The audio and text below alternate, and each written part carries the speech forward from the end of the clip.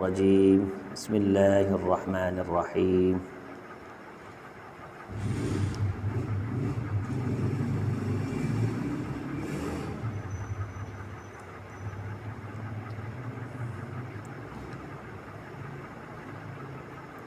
فرجع موسیٰ الی قومہ غضبان اسفا۔ حضرت موسیٰ علیہ السلام کو جب اللہ تعالیٰ نے کوہ طور پہ بلایا تو پھر انہیں وہاں خبر دی کہ قوم پیچھے سامری نے ان کو گمراہ کر دیا ہے،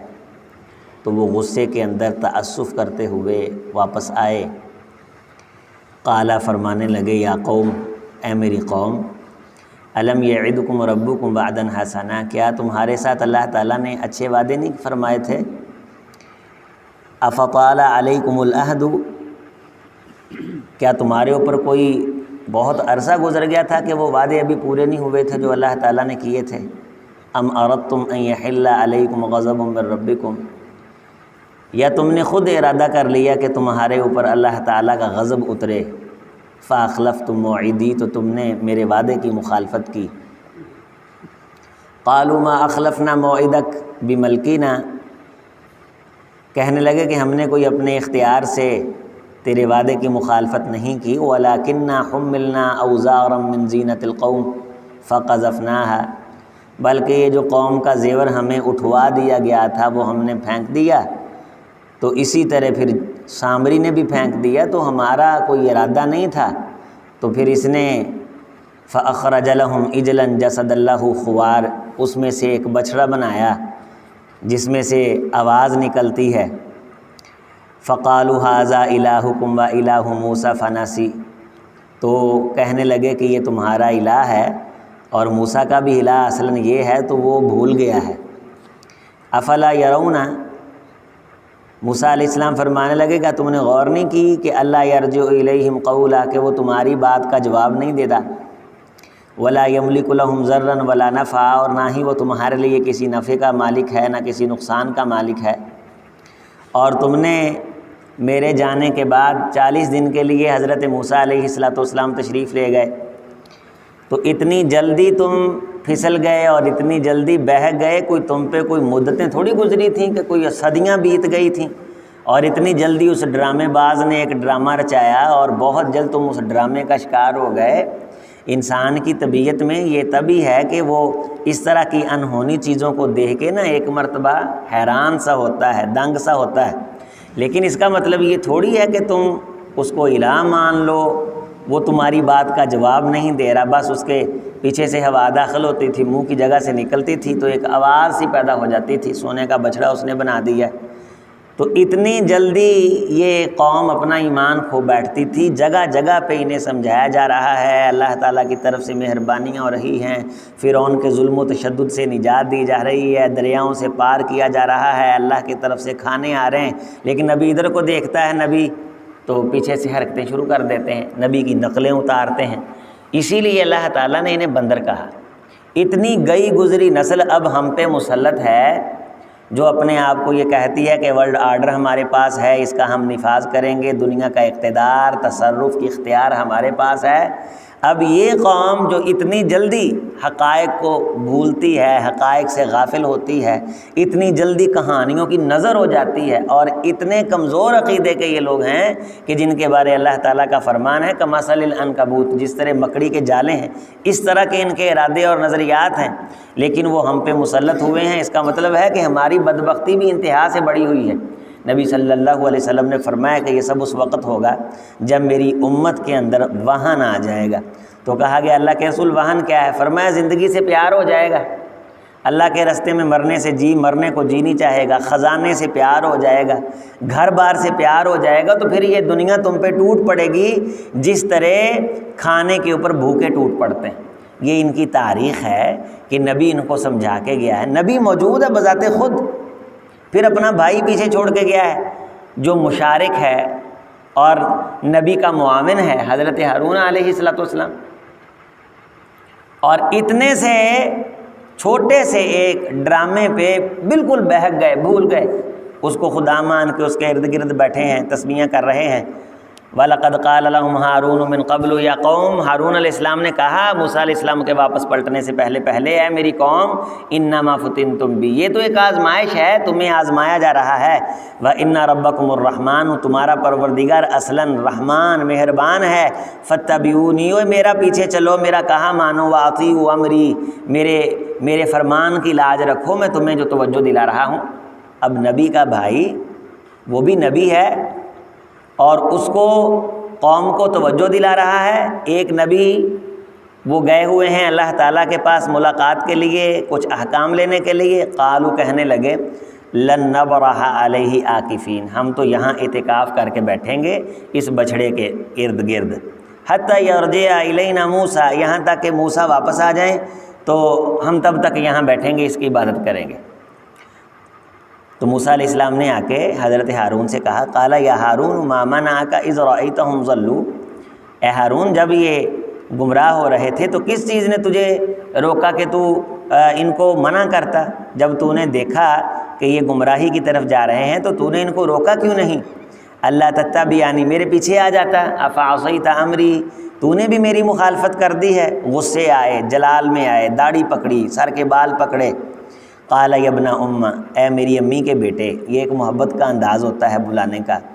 لا تأخذ بلحیتی ولا برأسی،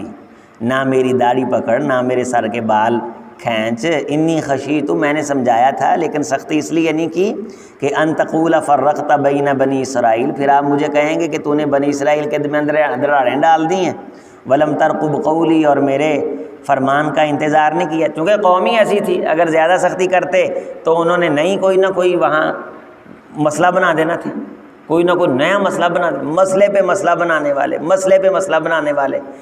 اور ڈیمانڈوں پہ ڈیمانڈیں۔ اللہ تعالیٰ اچھی چیز دیتا ہے، نکمی مانگتے ہیں اور پھر نکمی چیز کھا کے اللہ کی ناشکری کرتے ہیں۔ یہ ہمارے ساتھ اللہ تعالیٰ نے کیا کر دیا، ہمیں نہیں پتہ تھا تو اللہ تعالیٰ کو نہیں پتہ تھا۔ اللہ تعالیٰ کہتا پہلے یہاں داخل ہوتے وقت سر داخل کرنا، انہاں کا نہیں، اسی لتاں پوڑیاں نے، یعنی جگہ جگہ پہ اللہ تعالیٰ کی سب سے بڑی نافرمان قوم یہ بنی اسرائیل، یہ گزری، ان کی یہ تاریخ ہے۔ یعنی دور سے دیکھ لینا ہے کہ وہاں اللہ تعالیٰ نے فرمایا کہ ہونا ہے تو اس کی مخالفت کرنی، دور سے باقاعدہ ارادہ کر کے بیٹھے ہوتے ہیں۔ حضرت صفیہ رضی اللہ تعالیٰ عنہ فرماتی ہیں کہ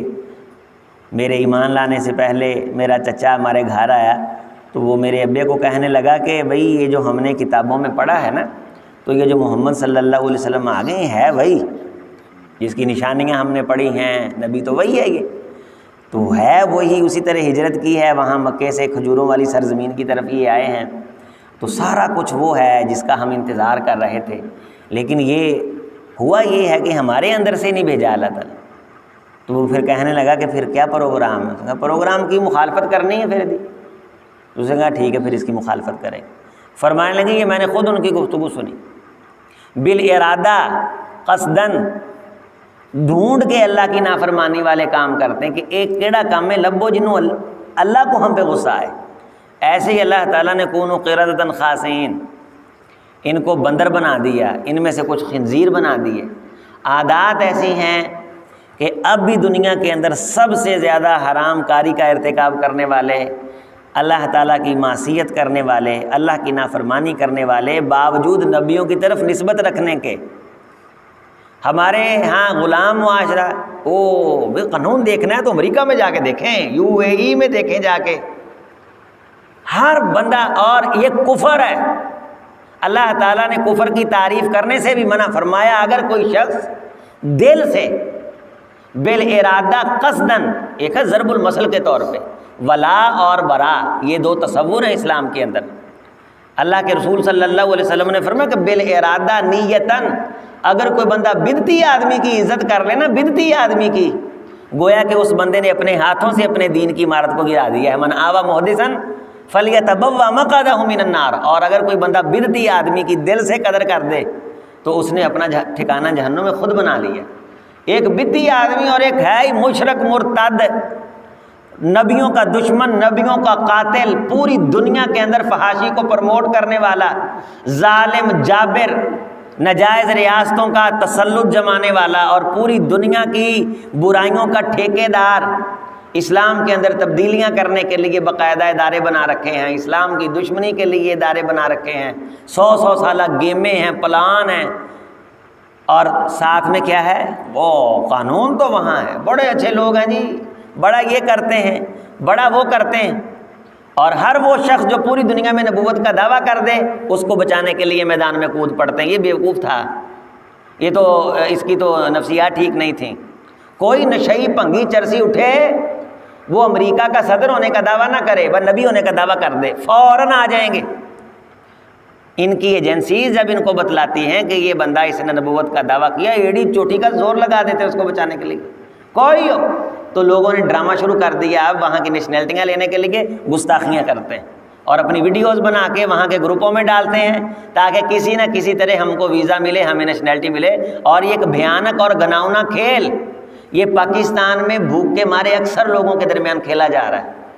اس سے ہم آنکھیں نہیں موند سکتے اور اس سے ہم انکار نہیں کر سکتے کہ غریب کا مسلک صرف روٹی ہوتی ہے، اسے کوئی نہیں پتا اللہ کسے کہتے ہیں، اللہ کا رسول کسے کہتے ہیں، اور پروموٹ کرنے کے لیے یہ بیٹھے نبوت کھلونا ہے ان کے نزدیک۔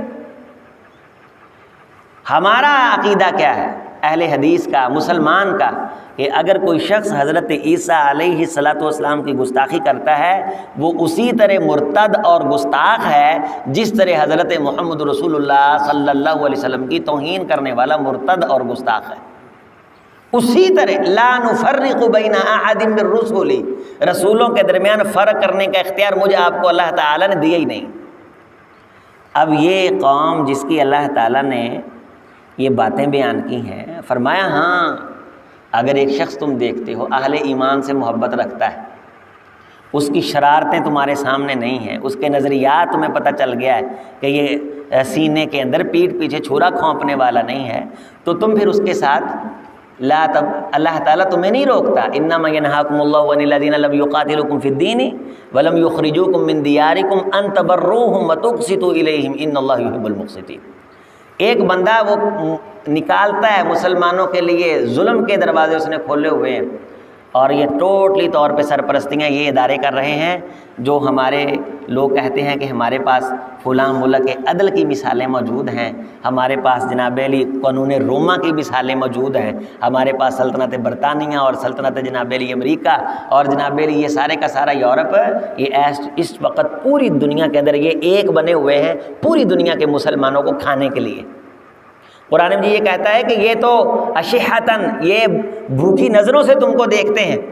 کہ کسی نہ کسی طرح تم کو نگل لیں، اور تمہارے ساتھ نیکی صرف ایک حالت میں کریں گے کہ دنیا میں قانون تمہارا ہو، سلطہ تمہارے پاس ہو، ڈنڈا تاڈے کو، تھانہ کچہری تاڈے کو، انصاف تاڈے کو، جیڑا باندر دا پو ترکت کرے اونوں تھانے، اونوں چار لتر، پھر یہ تمہارے ساتھ مہربانی کر، پھر تم بھی ان کے ساتھ مہربانی کرو،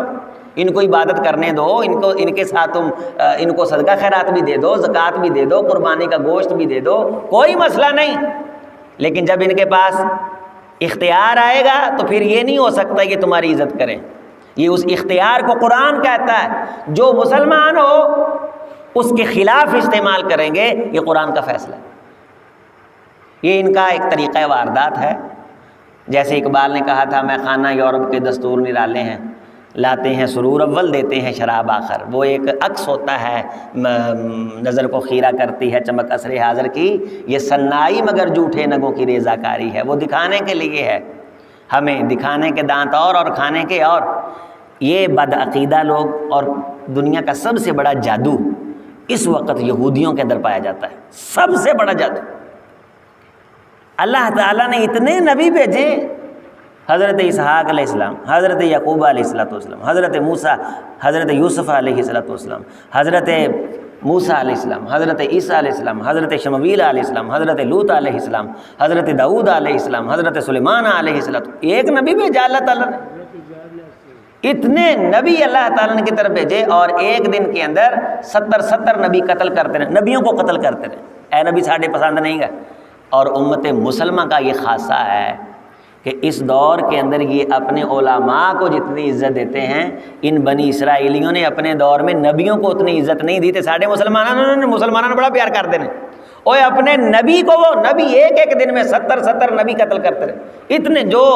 1,00,000 ہم کہتے ہیں 25,000 نبی ہے، 24,000 نبی آئے، ابراہیم علیہ السلام سے پہلے ٹوٹل نبی آنے والوں کی تعداد 15 یا 20 بنتی، باقی سارے بنی اسرائیل کی طرف ہیں، لاکھوں کی تعداد میں ٹوٹل سارے بنی اسرائیل کی طرف ہیں، سینکڑوں انہوں نے قتل کیے ہیں، سینکڑوں نبی انہوں نے مارے، ہم مسلمانوں نے بڑا تعلق نہ داچا ہے، بہت جناب میری محبت کرتے ہیں، یہ کرتے ہیں وہ کرتے ہیں، اشحتن علیکم ان تدوروا الیہم، آنکھیں گھما کے یہ جال لگا کر کے بیٹھے ہوئے ہیں کہ کب یہ کڑکی میں آتے ہیں ہم ان کو داڑھ کے اندر لیں اور ان کو تیجا پانچا ان کا کریں۔ لیکن ہمارے ہاں کوئی اسلام کی تعریف کرنے والا تب ہو نا کسی نے اسلام کے قانون کو نافذ کیا، کوئی سلطنت دنیا میں ایسی نظر آئے جس کی خیرات کائنات کے اندر وہ دنیا دیکھ رہی ہو آنکھوں سے، تو پھر اس کی تعریف کرے، اس قانون کا نفاذ کرے، انطباق کرے۔ تو یہ شرک اور کفر کو پرموٹ کرنے والے، انبیاء کی گستاخی کرنے والی اتنی بے صبری قوم کہ نبی کہہ کے گیا ہے، اپنے بھائی کو بٹھا کے گیا ہے، تو پھر فوری طور پہ وہ ایک سامری جادوگر کے چھوٹے سے ڈرامے کے بہکاوے میں آ کر کے بدعقیدگی ایسی کہ وہاں باقاعدہ اعتکاف کر لیا، اس کی عبادت کرنے لگ گئے، اس کو پوجنے لگ گئے اور اس کی پرست شروع کر دی۔ حضرت موسیٰ علیہ السلام واپس پلٹے تو پھر اللہ نے بھی موسیٰ علیہ السلام کے ذریعے سے معجزہ دکھایا، وہ آگے آ رہا ہے کہ کس طرح پھر اس کے ہاتھ شل ہوئے اور کس طرح اس کے اوپر ذلت مسلط ہوئی، اور پھر کس طرح اللہ تعالیٰ کی توحید کا درس دیا گیا، بار بار باتیں مضبوط کروائی گئیں۔ نبی صلی اللہ علیہ وسلم نے ان کو یہی کہا تھا، جب یہ نبی صلی اللہ علیہ وسلم کو تسلیم نہیں کر رہے تھے، آپ نے فرمایا ٹھیک ہے، تعالوا الی کلمۃ سواء بیننا و بینکم، چلو تسی جیڑیاں گلاں کوئی میں اضافی دسدا وا وہ نہ منو، جیڑیاں مشترکہ نے وہ تو منو نا، جو باتیں مشترکہ تمہارے نبی بھی کہتے رہے ہیں، تعالوا الی کلمۃ سواء بیننا و بینکم، وہ انہاں گلاں تے تاؤ نا، جو باتیں تمہارے نبی تمہاری طرف لے کے آتے رہے اور وہی باتیں میں تمہاری طرف لے کے آیا ہوں، آئیں انہی پہ اتفاق کرتے ہیں۔ وہ کیا ہیں؟ اللہ نعبد الا اللہ ولا نشرک بہ شیئا ولا يتخذ بعضنا بعضا اربابا من دون اللہ، صرف ایک اللہ کی عبادت کریں، اس کے ساتھ کسی کو شریک نہ ٹھہرائیں، کسی ربی کو، پادری کو، پوپ کو خدا کا درجہ نہ دیں۔ آئیے توحید کی باتوں پہ تو آ جائیں۔ نبیوں کی طرف نسبت کرنے والے، نبیوں کے خاندان کے لوگ بہکتے بہکتے بہکتے اتنے گر گئے کہ مغضوب اور ولضالین ہو گئے، اور اللہ تعالیٰ نے انہیں پھر فرما دیا کہ فباءوا بغضب من اللہ، اب تم پہ اللہ کا غضب ہے، اور جہاں بھی تم ضربت علیہم الذلۃ والمسکنۃ اینما ثقفوا، جہاں کہیں بھی تم جاؤ گے تو تمہارا ذلت مقدر ہے آئندہ کہ وہاں الا بحبل من اللہ وحبل من الناس، کسی کو بندے کو اللہ کا واسطہ وسیلہ دے کے تم امن شانتی حاصل کر سکو گے، آئندہ کے بعد تمہارے ساتھ یہ فیصلے کر دیے گئے۔ تو اللہ تعالیٰ کے یہ فیصلے ہیں، اسلام غالب ہے، آئے گا،